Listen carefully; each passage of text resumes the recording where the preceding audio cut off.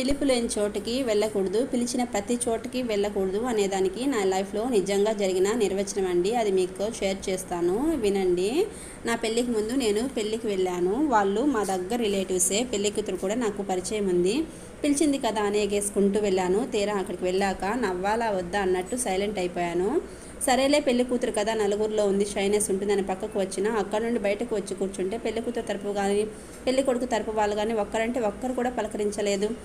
నేనేమన్నా వీఐపీనా వీవీఐపీనా వచ్చి పలకరించడానికి? పెళ్లి పనుల్లో అందరూ బిజీగా ఉంటారులే. తర్వాత మండపం దగ్గర వచ్చి కూర్చుంటే నా ముందు ఉండేవాళ్ళని, నా వెనుక ఉండేవాళ్ళని, నా చుట్టూ ఉండేవాళ్ళని పలకరిస్తున్నారు, కానీ నన్ను మాత్రం చూడలేదండి. పోనీ నేను ఆ ఊరికి ఏమైనా కొత్తగా వెళ్ళానంటే అది లేదండి. అంతకుముందు చాలాసార్లు వెళ్ళాను, అందరికీ తెలుసు. వాళ్ళ ఇంటికి వెళ్తే ఎప్పుడైనా తినడానికి ఇచ్చి పక్కన కూర్చోబెట్టి మరీ మాట్లాడేవాళ్ళు. అప్పుడు అలా ఉన్న వాళ్ళు ఇప్పుడు సడన్గా ఎందుకు ఇలా బిహేవ్ చేస్తున్నారంటే, అప్పుడు మేము ఫైనాన్షియల్గా స్ట్రాంగ్గా ఉన్నాము, ఇప్పుడు ఫైనాన్షియల్గా స్ట్రగుల్స్ ఫేస్ చేస్తున్నామండి. చాలా బాధ అనిపించింది. అందుకే పిలిచిన ప్రతి చోటికి వెళ్ళకూడదు,